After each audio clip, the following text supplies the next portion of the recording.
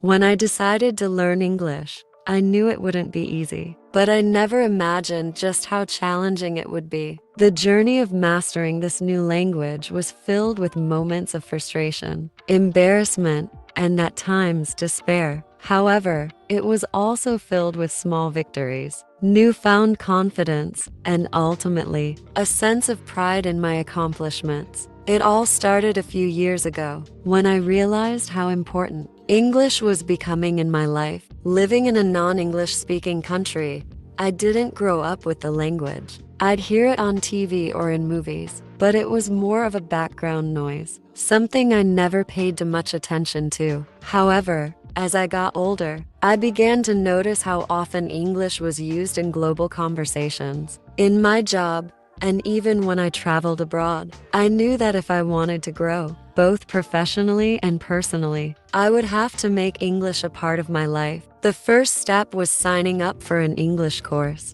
I remember feeling both excited and nervous on the first day. The class was filled with people from different backgrounds, all hoping to improve their language skills. Our teacher, Miss Roberts, was a kind woman who seemed to understand the struggles we were going through. She spoke slowly and clearly, always encouraging us.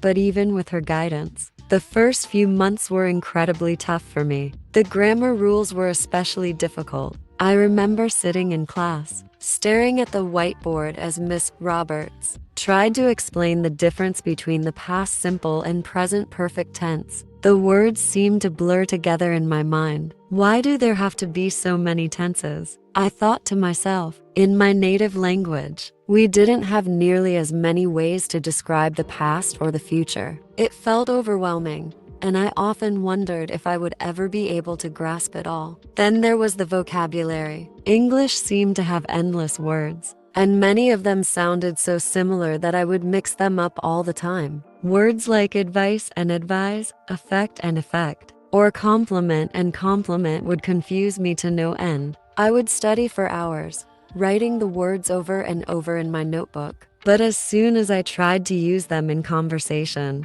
my mind would go blank. Speaking was by far the hardest part. While I could manage to understand some written texts, putting my thoughts into words was a whole different challenge. My mouth would feel heavy, and I'd get nervous, worrying that I would make a mistake and embarrass myself. There were many times when I wanted to say something, but the fear of being wrong would hold me back. I could feel the words on the tip of my tongue, but they never came out right. Instead, I would stay silent, watching as the conversation moved on without me. One of the most difficult moments in my English learning journey happened during a work meeting. I had been preparing for weeks for a presentation I was supposed to give in English. I had practiced every night, memorizing what I wanted to say. But when the day of the presentation came, my nerves got the best of me. Standing in front of my colleagues, I suddenly forgot everything. My hands started to shake, my voice trembled, and the words I had practiced so many times just disappeared. It was humiliating, and afterward, I felt like giving up.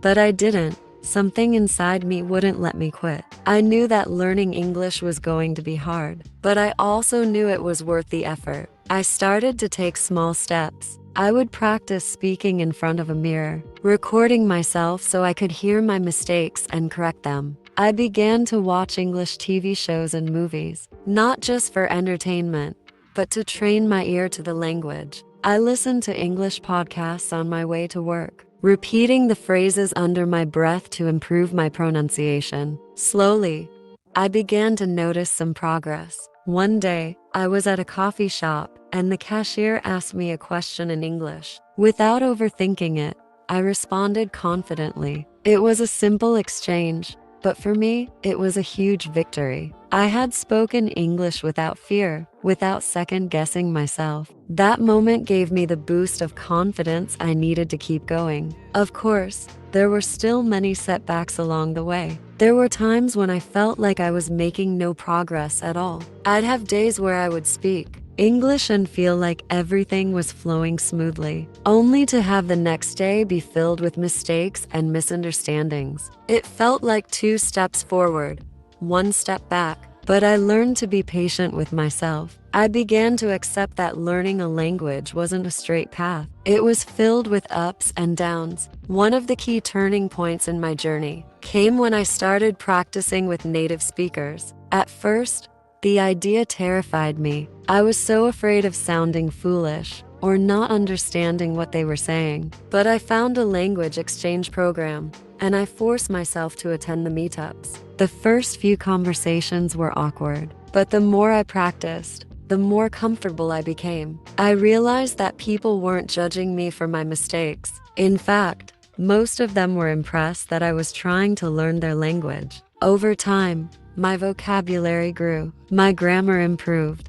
and my speaking became more natural. I started to feel less like a foreigner in my own conversations. I could join in group discussions at work, and while I still made mistakes, I didn't let them stop me. I learned that it was okay to be imperfect as long as I was trying. There was one final challenge that I had to overcome: thinking in English. Up until this point, I had been translating everything in my head from my native language into English. It was a slow and exhausting process, but I knew that if I wanted to truly master the language, I would have to stop relying on translation. This was one of the hardest parts of the journey, but it was also the most rewarding. I began to force myself to think in English. I would describe what I was doing as I went about my day, all in English. I'd look at objects and name them in English in my head. At first, it felt unnatural, but little by little, it started to become more comfortable. Eventually, I found myself thinking in English without even realizing it. That was when I knew I had truly made progress. Now, as I reflect on my journey to learn English, I realize how far I've come. It wasn't easy, and there were many times when I doubted myself. But with persistence, patience, and a lot of practice, I was able to overcome the challenges. Learning English has opened so many doors for me. It has allowed me to connect with people from all over the world, to grow in my career, and to feel more confident in myself. Looking back, I wouldn't change a thing about the process. Every struggle, every mistake, and every moment of frustration was part of the journey. And while I'm still learning and improving every day, I'm proud of what I've accomplished. Learning a new language is never easy, but it's one of the most rewarding things you can do for yourself. For anyone else on this path, I would say, don't give up. The journey may be tough, but the destination is worth it.